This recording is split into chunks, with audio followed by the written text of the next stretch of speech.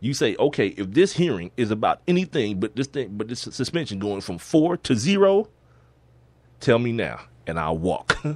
And me and this dream team behind me will see you in Fed court. We'll do it just that way. Yeah, and when he said that this morning, I was like, you know what? I don't usually get a lot of pertinent things from this show. It's usually just about craps and giggles. But I was like, that was one of those. Yeah, you're right. If you ain't do nothing, guess what? I shouldn't get nothing. Even if I did do it, I already told y'all I didn't. Yeah. You've already jumped to the other side of the river on this one. So you gotta go hard. Like you can't. That's why I said yesterday. Yeah, you can't go back. Yeah. There's no way you can even make it sound like you were even halfway guilty. Right. This is exactly what I talked about yesterday. There are too many people going too hard on the side of Brady knew nothing and did nothing, including yourself. This was gonna happen. No, this is what would happen. If they said, okay, we're going to reduce it to 2, and Tom was like, okay, I'm cool with 2, everybody would be like, see, he did it. Because if he hadn't did it, he would never take it. But see, then you had the people on the other side saying the same thing, or the opposite thing. Like, see, why would they reduce it if they thought he did it? You see what I'm saying? It just brings out more stupidity. The same amount of stupidity that's happening right now, it'll just get ratcheted up like 10 more times.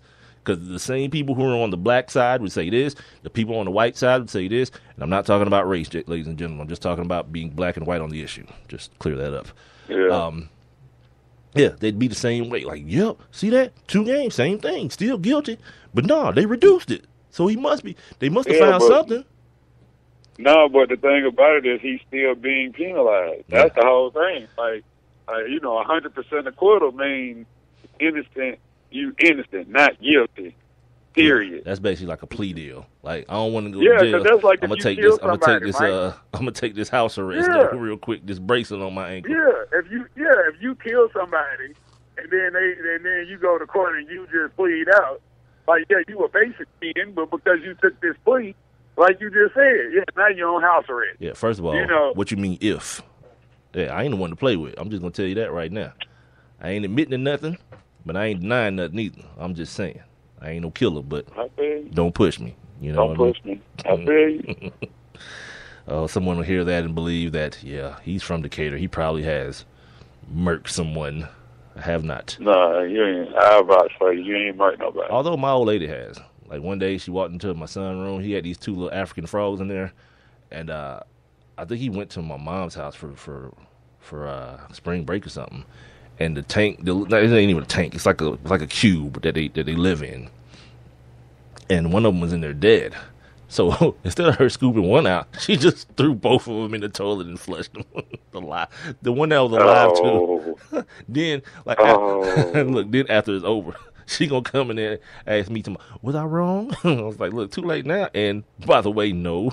Like you can't ask me that kind of question. I have no barometer. You know what I mean? Was she wrong?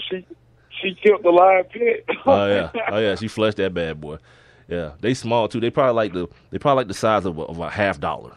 These little bitty. Oh, those little bitty ones. Meaning African frogs, right? Yeah, mm-hmm. Yeah. I know what you're talking about. Yeah, yeah, dude. So was I wrong? No. I mean, what you want me to say? I have like my whole what is it called? When you see, I don't even know what it's called. That's how much I don't have one. Your what is it called, dude? Yeah, I have none of that. Like, I don't care. It's a frog. It wasn't big enough for us to eat it, so it served no purpose. Bye. Well, here's the good news. Frogs are amphibious. So if you flush them down the toilet, they'll go for the ride in the water for a minute. But they down there with the boo-boo, though. Yeah, they'll come up. Word? You think so? Those little ones? Yeah. Dang, yeah, they'll live. That's a food source. That's a bad life, cuz. He probably would rather been dead. Frogs, man. They eat flies and bugs, man. But that's different. Like, you don't even understand. Like, I look at Bizarre Foods, like, stuff like that has, like, more protein than, like, a steak. Yeah. Those, like, grasshoppers and stuff, they have more, like, natural protein, like, per whatever, than, like, steak does, like beef. I wouldn't. Oh, you saw that when they were getting them roaches from behind the tree bark? Yeah, dude. Like some of that, like they fried them in the butter. I used to think that show was like ridiculous, because I didn't think he like ever, because I would always see the previews, and he'd be like in the woods or something, like with some aborigine, some like barefoot African dude climbing up trees and shaking crap down from trees and stuff. But he actually eats like regular food most of the time. It's just like every now and then he'll be like in these foreign countries and they'll have like something like this one country had like 3,000-year-old cheese. I was like, yeah, I'm good. Yeah. Yes. I'm all right. Oh. I'll just trust you that it's good and I won't die from eating it. But he's funny, though, because the one thing he won't eat, 2 things he won't eat, I think. He said it was 3, but I only remember 2. He won't eat cookie dough, like just unbaked cookie dough, and Spam.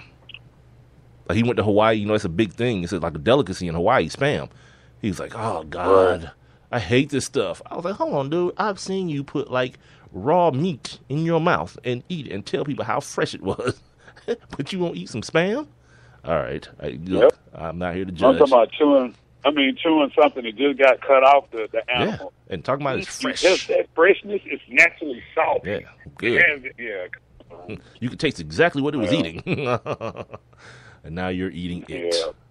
Andrew Zimmern, that's my dude. I follow him on Twitter. As a matter of fact, too. Like I'm like hella into that show, dude. Bizarre Foods on the Travel Channel, outstanding. Yep. That and the Anthony Bourdain shows. He got 2 of them. He got one on Travel Channel and one on CNN.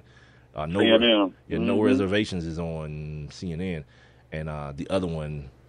That's the one that come on Sunday night. Right, and the other one is he has like these layovers, these 48-hour layovers in places. So he just get hammered. I love that show. All night long, he just get hammered and eat. He just get totally wasted. Hey, he was in Philly. He was in Philadelphia one night. Oh my God! I mean, he went and got a great sandwich. I forgot it wasn't because this is what I found out on that show.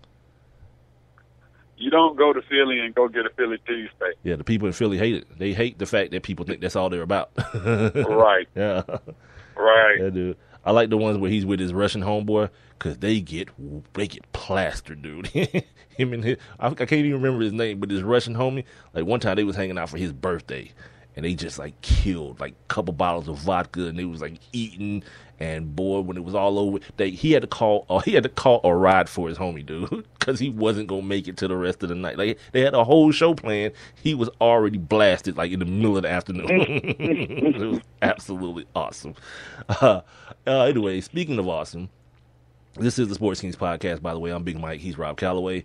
We're being heard via Spreaker.com, and we're also on Twitter, Instagram, and Facebook at Sports Kings Live. You guys can email us at sportskingslive@gmail.com. And before we go any further, let's make sure we get our daily feature on this day out of the way. It's the Sports Kings. On this day. All right, Rob, we got a pretty short one today, but I added a little sound element to the On This Day today, try to spruce it up a little bit. All right, on this day in 1911, Fred Merkle of the New York Giants recorded 6 RBIs in one freaking inning. On this day in 1953, Willie Mays, the Say Hey Kid, where'd it go? Of the New York Giants, and Darrell Spencer of the New York Giants each hit 2 home runs and a triple in the same game. On this day in 1958, Stan Musial became the 8th player in Major League history to get 3,000 hits. On this day in 1982, the Chicago Cubs won their 8,000th game. On this day in 1983, Mr. October, Reggie Jackson, became the first Major League player to strike out 2,000 times. That ain't nothing nowadays. I'm sure it's cats playing right now that's killing that in a couple of years. 2,000. Oh, yeah. On this day in 1985, Carlton Fisk of the Chicago White Sox, I believe, right?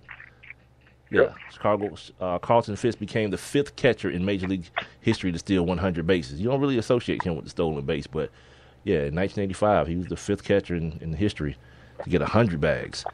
In 1991, on this day, at Yankee Stadium, fans sang Madonna's "Like a Virgin" to one Jose Bash Brother Canseco. Like, yeah, we always talk about people like, Kim Kardashian and J-Lo and people like that, but Madonna has made the rounds. Yeah, boy. Yeah. Boy.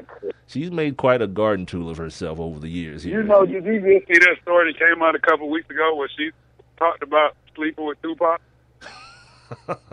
That's outstanding. I was like, damn. I mean, I thought Dennis Rodman was the only black dude, around that time that got lucky. Well, A-Rod, halfway. She got. Well, yeah, but that was later on. A-Rod, I mean, that was later on though. God, man, yeah, she's kind of she's like a 7-Eleven. Not a virgin. She's not a virgin. Far from it. Yeah, far from it. Like when she was having all that plastic surgery, she probably had one of those. I heard